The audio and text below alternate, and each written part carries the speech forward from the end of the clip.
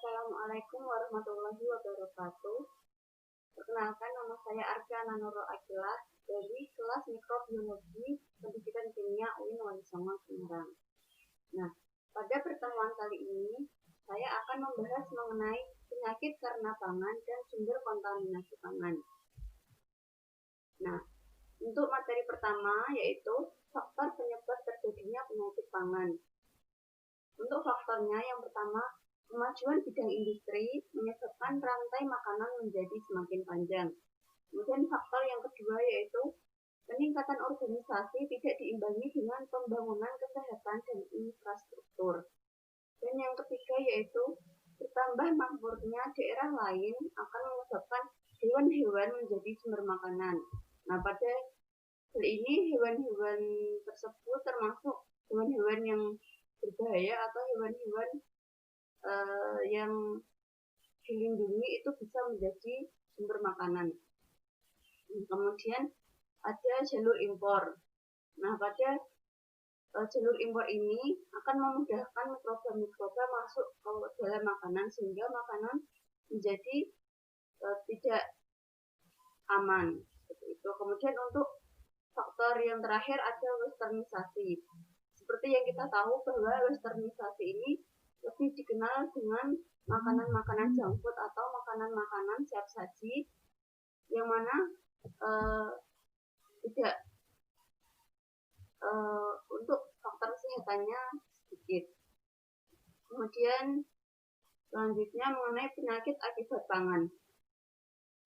Untuk penyakit yang ditimbulkan oleh makanan sendiri itu ada dua jenis, yaitu penyakit menular dan keracunan makanan. Pada penyakit menular ini ditularkan dari satu orang ke orang lain. Nah, contoh penyakit yang dapat ditularkan melalui makanan diantaranya di sini ada tabel, yaitu berupa mitoksin, kapang penghasil yang mengakibatkan penyakit. Kemudian ini penyakit yang disebabkan dan bahan-bahan yang sering terkontaminasi. Nah, untuk faktornya bisa dibaca sendiri. Kemudian di sini ada penyakit akibat keracunan makanan. Nah, keracunan makanan ini sering digunakan untuk menyatakan gejala sakit yang disebabkan oleh suatu senyawa beracun. Nah, keracunan makanan ini meliputi keracunan karena adanya mikroorganisme maupun yang diakibatkan oleh tanaman beracun, dan kimia beracun, serta keracunan logam berat. Kemudian penyakit ini tidak dapat ditularkan. Oleh karena itu, penderita merupakan terminal terakhir dari segala sakit atau infeksi tersebut. Nah, untuk materi selanjutnya mengenai kontaminasi.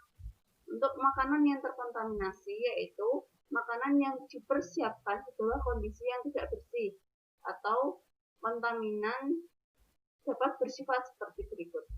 Yang pertama, mikrobiologis. Ini misalnya bakteri, virus, dan kapang. Kemudian fisik, misalnya benda-benda yang kasar, logam, dan sebagainya. Kemudian untuk kimia ini bahan-bahan kimia yang beracun.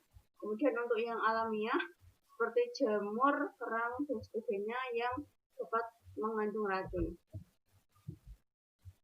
Nah, di sini ada kontaminasi berdasarkan terjadinya. Kontaminasi berdasarkan terjadinya ini ada kontaminasi langsung dan kontaminasi silang. Untuk kontaminasi langsung berupa bahan kimia dan biologi seperti bakteri dan jamur yang terkandung dalam udara, tanah, dan air.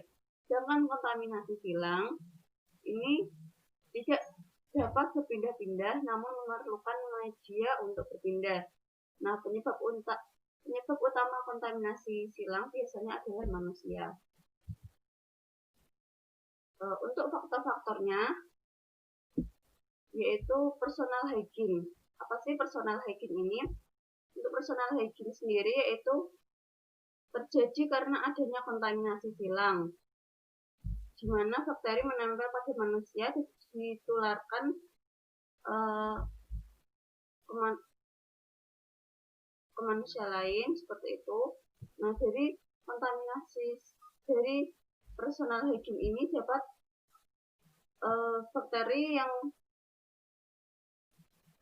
menempel pada manusia ini dapat ditularkan ke tempat-tempat lainnya karena tidak higienis. Tuh, kemudian ada sanitasi lingkungan. Nah,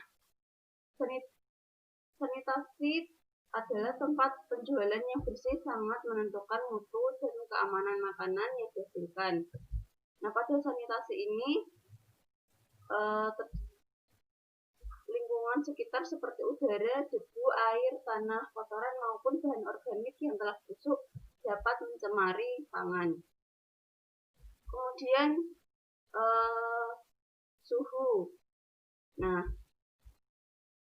bakteri tumbuh dengan baik dalam batas-batas tertentu tergantung dari batas suhu yang disukai. Biasanya bakteri tumbuh dengan baik pada suhu 37 derajat, tetapi pada suhu di atas suhu kesukaannya, maka bakteri akan mati seperti bakteri E. coli. Nah, contohnya bakteri E. coli dapat mati dengan suhu pemanasan makanan pada suhu 70 derajat Celcius. Kemudian kelembaban. Nah, pada kelembaban ini biasanya sel-sel terdiri dari 80% air. Tetapi bakteri tidak dapat menggunakan air yang mengandung zat yang terlalu dalam konsentrasi tinggi seperti gula dan garam. Kemudian ada pH yang mendukung. Pada pH yang sesuai dengan pH bakteri, maka bakteri akan tumbuh dengan cepat. Sedangkan pada pH yang tidak sesuai, maka bakteri bisa saja mati. Kemudian untuk faktor yang terakhir yaitu oksigen. Nah, bakteri membutuhkan oksigen untuk berkembang biak atau menghasilkan kontaminasi. Nah, untuk oksigen sendiri ada golongan aerobik, golongan anaerobik, dan fakultatif. Atau untuk fakultatif sendiri, bakteri dapat tumbuh dalam kondisi tidak ada. Seperti itu. Kemudian